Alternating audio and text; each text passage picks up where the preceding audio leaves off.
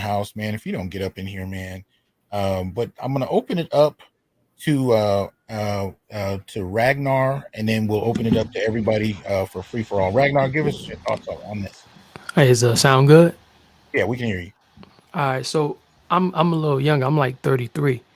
So he was speaking to Mike Vick, and I just seen I was on YouTube, and they had like a highlight reel. It was like 14 minutes. Okay. Now I forget, I don't know what year it was, but I was thinking about this in comparison to Brett Favre. When Mike Vick did what he did, the internet wasn't like it is today. You see what I'm saying? And Mm-hmm. everybody was talking about it.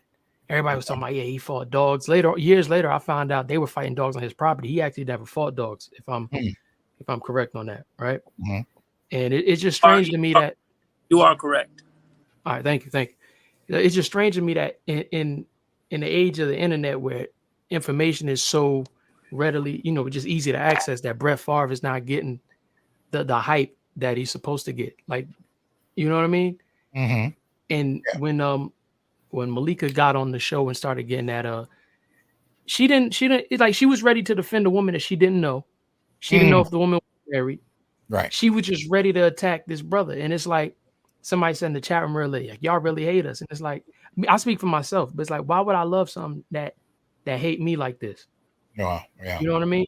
Yeah. Like one of the dudes here would say he was an Israelite, and I was a part of an Israelite group for a long time. And they were, like I was ready to die for my people, for these same women Mm. that I'm hearing divested zealot talking about how they getting turned on watching. The first time I seen it was on your channel. They getting turned on watching police bully us. And I'm like, this is really what it is. You know what I'm saying? And it's like they're not even hiding it. She didn't even take a cool approach to try to get at Stephen A. Smith. Mm. Somebody say in the chat room, Stephen A. Smith has always been like easy on the white dudes and hard. Like people don't even like Stephen A. Smith like that. He's Right. entertaining, but we don't even like him. And you went hard at somebody that we don't even like, and we got to defend Stephen. You making us defend Stephen A. Smith? Mm. Congratulations.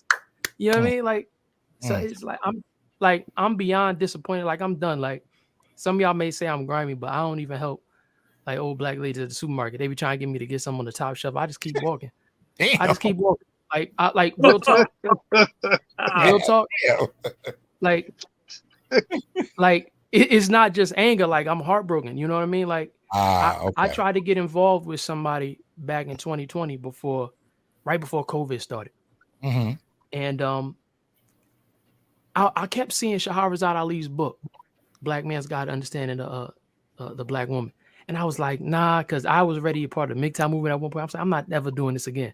But I Mm. met this girl, and I decided to come out of retirement like an idiot.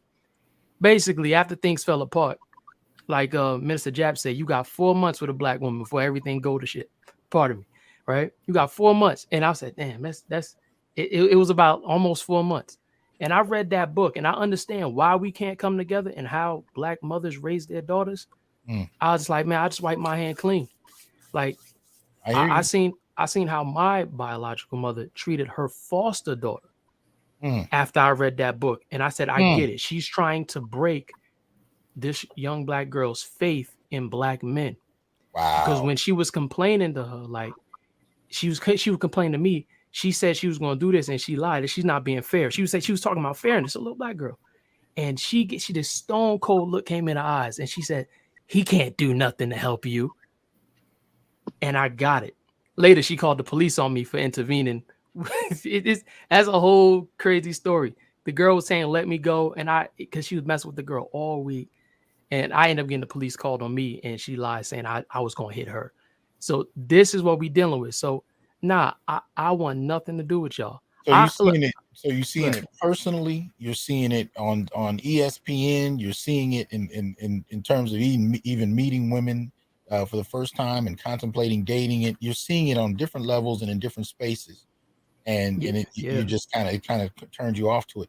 I want to give Sarah a moment to make a comment, and then we're gonna welcome Brother Marcus in here. Sarah, thank you for coming up, man. Appreciate that. Um, let me go to Ragnar. Yeah, how you know I'm here. Okay, go ahead and give us your closing thoughts. Um, no, I run hot. I mean, I kept myself pretty cool today, but I never advocate. I'm not advocating any violence toward them.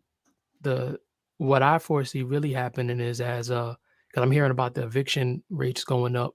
Yeah. What I see happening really is they're probably going to start turning to more crime and things of that nature to feed themselves or whatever, sleeping out of their car, and it's going to be that white man they're going to deal with. That same zaddy they're going to deal with. We never wanted to do nothing to them. I can speak from experience, and I know that a lot of y'all been with women that talk to y'all real crazy. And the last young lady I dealt with, I just talked to her like, listen, you talking to me in a way like you want to fight me or whatever. Mm, And like, I'm a man. Like you talking to me in a way that's getting my testosterone up. And I'm like, yo, calm down. I'm not, you know what I'm saying? mm-hmm. And she done told me the same thing I heard growing up from my so-called mother. Oh, I'm not a little white woman. I don't talk like this. I'm not a white man. Like, yo, you told me that your father told you answer people too harshly. Mm, And I'm telling you the same thing, right? That's generally how we try to deal with them. And eventually, if it don't change, we just leave. This idea that all of us just running across state, like, backslapping them and all that, like, yo, you're lying. You know what I'm saying?